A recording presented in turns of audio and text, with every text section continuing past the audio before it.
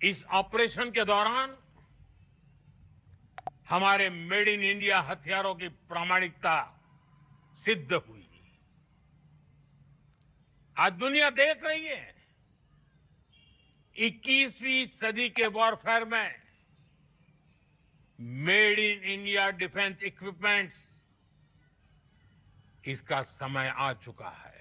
भारत के प्रधानमंत्री नरेंद्र मोदी पूरे देश को संबोधित करते हैं और बताते भी हैं कि इस बीच जो चल रही युद्ध को लेकर के क्या सही था और क्या गलत था। पूरे सब क्वेश्चन पे आते हैं और सभी तरीके से बात करते हैं और क्या सही निर्णय था और ये निर्णय लेना भी कितना उचित था और कितना सही था, इस विषय पे भी आते हैं। बस कुछ बातें यहाँ जानना जरूरी भी है और पूरे देशवासी, जहाँ तक पूरे लगभग क्वेश्चन ये पूछा जा रहा है कि शायद सही समय था सीज फायर करना, ये सवाल भी लगभग लोगों के मन में है। ऐसा कुछ लोग कह रहा है कि शायद इस बार पाकिस्तान को एक अच्छे तरीके से उसको सबक सिखाना भी जरूरी था। पर सवाल इस पे भी आते हैं कि आखिरकार ये सीज फायर क्यों हुआ और क्यों किया गया। क्या इसके पीछे कोई पॉलिटिकल या कोई प्रोपेगेंडा है या कोई ऐसा राजनीतिक चीज़ें जो चल रहा है और जो कोई ऐसा गेम खेला जा रहा है, इस सवाल पे भी आते हैं। सबसे पहली बात है कि बात करते हैं कि भारत के प्रधानमंत्री नरेंद्र मोदी ने एक बात कही जो सबसे बड़ी सोचने वाली बात है। उन्होंने कहा कि भारत कोई ऐसा न्यूक्लियर ब्लैकमेल नहीं सहेगा। अब इस बीच और ये बातें आखिर क्यों हुई है और किस लिए की गई है, ये भी बात करते हैं। और जितने सारे देश की आर्मी फोर्सेस, हर एक सिस्टम, मतलब जितने सशक्त बल है, सभी को भारत के प्रधानमंत्री नरेंद्र मोदी ने अच्छे से संबोधित किया है और सैल्यूट भी किया उन्हें। और ये भी कामना की है कि आने वाला हर युद्ध को फेस करने के लिए और मुंहतोड़ जवाब देने के लिए भारत की सेना तैनात है बॉर्डर पे और पाकिस्तान को शायद सबक भी सिखाया जाएगा। हर उस जगह जाकर कठोर कार्रवाई करेंगे जहां से आतंक की जड़ें निकलती हैं। दूसरा, कोई भी न्यूक्लियर ब्लैकमेल भारत नहीं सहेगा। न्यूक्लियर ब्लैकमेल की आड़ में पनप रहे आतंकी ठिकानों पर भारत सटीक और निर्णायक प्रहार करेगा। नरेंद्र मोदी ने न्यूक्लियर ब्लैकमेल पे आखिर क्यों बात किया, पहले सबसे पहले सवाल इसी पे कर लेते हैं, फिर बातें करते हैं। एक तरफ भारत और एक तरफ पाकिस्तान और उस बीच में भी अमेरिका, डोनाल्ड ट्रंप इस बीच अपना क्रेडिट लेने के लिए बहुत सारे ऐसे राजनीतिक मुद्दों को उठा करके और इस बीच पूरे के पूरे अपना क्रेडिट ले लिया डोनाल्ड ट्रंप ने। उन्होंने बोला कि आप लोग को, भारत और पाकिस्तान को जो बीच, मतलब उन लोगों के जो बीच युद्ध चल रहा था, उस युद्ध को मैंने रोकवाया है। It's a permanent one between India and Pakistan, ending a dangerous conflict of two nations with lots of nuclear weapons. And they were going at it hot and heavy, and it was seemingly not going to stop. And I'm very proud to let you know that the leadership of India and Pakistan was unwavering, powerful, but unwavering in both cases. They really were, from the standpoint of having the strength and the wisdom and fortitude to fully know and to understand the gravity of the situation. And we helped a lot. And we helped also with trade. I said, come on, we're going to do a lot of trade with you guys. Let's stop it. Let's stop it. If you stop it, we're doing trade. If you don't stop it, we're not going to do any trade. People have never really used trade the way I used it. That I can tell you. और ये कहते हुए कि अगर आप लोग युद्ध नहीं रोकोगे तो आप लोग से मैं एक अच्छा समझौता नहीं करूंगा, मतलब एक अच्छा ट्रेड नहीं करूंगा, व्यापार नहीं कर पाऊंगा, नहीं करूंगा। और इस बीच ये कहते हैं कि मैंने इसलिए रुकवाया है युद्ध को कि ताकि कोई ऐसा न्यूक्लियर बम अटैक ना हो दोनों देश में। तो सोचने वाली बात ये है कि क्या भारत और पाकिस्तान के बीच जब युद्ध चल रहा है तो फिर अमेरिका को ये बोलना जरूरी था? या क्या उसे ऐसा लग रहा है कि हाँ सच में ऐसा कुछ भारत और पाकिस्तान के बीच होने वाला न्यूक्लियर बम अटैक को लेकर के? और ये तो सवाल एक मुझे लगता है कि अभी कोई ऐसा सिचुएशन नहीं थी या कोई ऐसा, हाँ इस बात को मान सकते हैं कि भारत के प्रधानमंत्री नरेंद्र मोदी ने बोला है कि हर महीने उस टेररिस्ट कैंप को, हर उस सिस्टम को, मैंने इंफ्रास्ट्रक्चर को भारत ने बर्बाद किया पाकिस्तान को। तो ऐसा मोदी ने बोला है कि पाकिस्तान के उस सभी सशक्त बलों को नुकसान किया है भारत ने। तो ऐसा सिचुएशन बन रहा था कि कोई न्यूक्लियर बम भारत पे अटैक कर दे जिससे लाखों की संख्या में देशवासी मर जाए। पर यह सवाल एक उठ सकता है, बताया भी जा सकता है, क्या भारत भी पाकिस्तान पे अटैक करने वाला था क्या न्यूक्लियर बम, जिससे भारत पाकिस्तान के लोग मारे जाते? पर अगर ठीक है ऐसी बातें थी तो दोनों के बीच एक शायद ये प्राइवेट बातें हो सकती थी। पर ये बातें कहां से आ गई? डोनाल्ड ट्रंप ने ऐसा कहा कि मैंने सब चीज किया है और पाकिस्तान और भारत की क्रेडिट अमेरिका के राष्ट्रपति डोनाल्ड ट्रंप ने खा गया और ये कहा कि अगर आप लोग युद्ध नहीं लड़ोगे, युद्ध नहीं रोकोगे तो मैं आप लोगों के साथ व्यापार नहीं करूंगा। तो एक शायद लगता है कि एक पॉलिटिकल एजेंडा हो सकता है, इस बीच में कहा जा सकता है। इस बीच में ये सभी चीजें चल रही है, पर बात और भी है जिसको करने लायक है।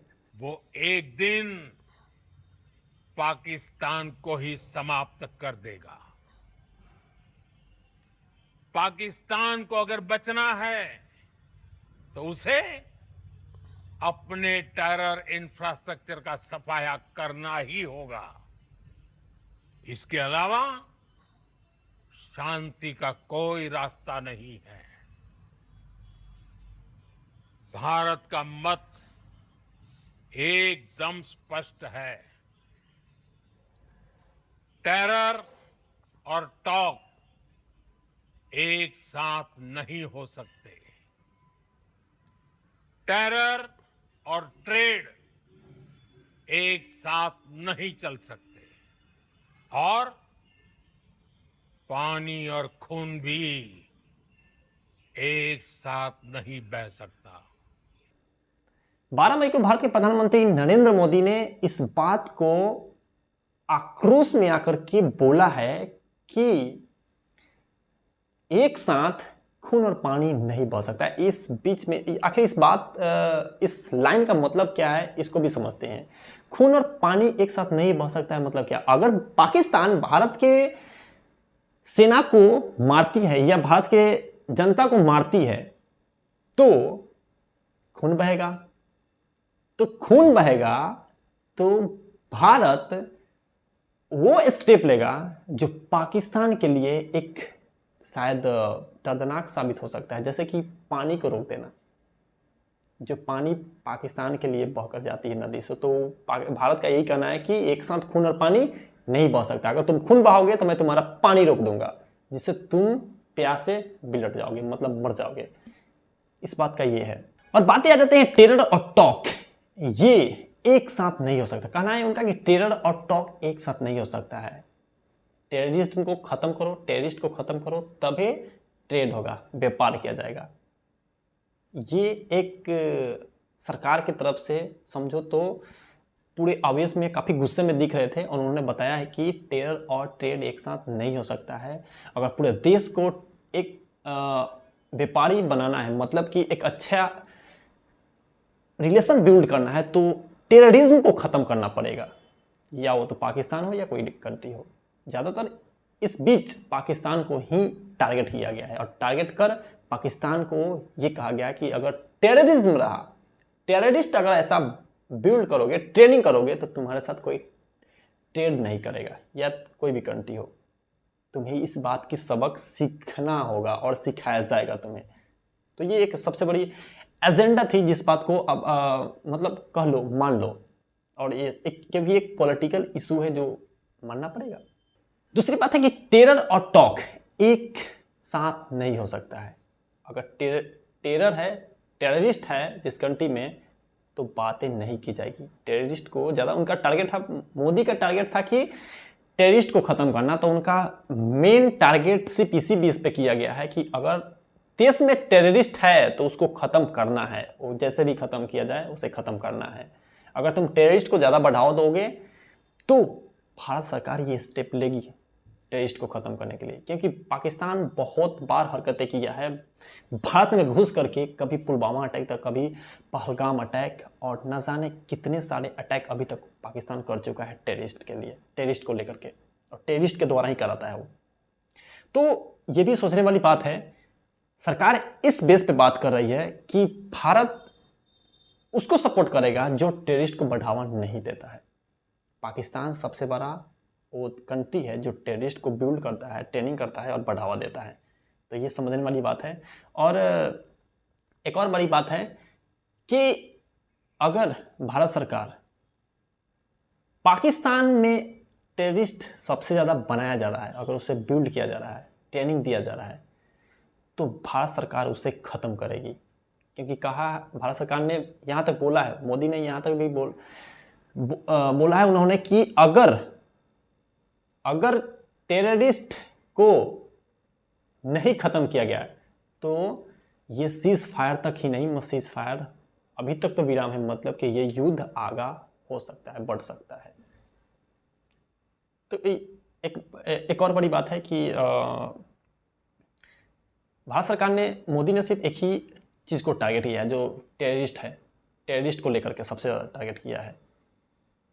और उनका अभी तक जितने सारे भारत के क्या हो सशक्त बल है, आर्मी फोर्सेस, सिर्फ उन्होंने क्या किया, उस टेररिस्ट कैंप को ही बर्बाद किया है, ध्वस्त किया है। क्योंकि उनका एक बहुत बड़ा वो मिड पॉइंट था जिसे बर्बाद करना भारत के लिए जरूरी भी था, और भारत सरकार ने सिर्फ वही टारगेट ही किया है, उसी चीज़ को ही टारगेट किया है, दूसरा कोई किसी चीज़ को नहीं। पर पाकिस्तान ने यहाँ भारत की इंफ्रास्ट्रक्चर पे भी टारगेट किया, ड्रोन के जरिए हमला करना, ये पाकिस्तान ने भी गलती करी है, तो इस बात को भी मानना पड़ेगा। और भारत सरकार ने भी बोला है कि मैं इस बात को लेकर के चुप नहीं रहूँगा, इस बात पे भी ठोस कदम, ये जो दुस्साहस किया है इस पे भी एक बड़े कदम उठाया जा सकता है। और ये तो बातें हो गई, अब बातें करी जा रही है, भारत के प्रधानमंत्री नरेंद्र मोदी ने टारगेट किया है पीओके पे बात किया जाएगा, पाक और पीओके पे ही से बात किया जाएगा। तीसरी बात यह है कि भारत सरकार ने पीओके पे बात करी है, उन्होंने टारगेट किया है कि अब बात होगी तो सिर्फ पीओके पे ही बात होगी।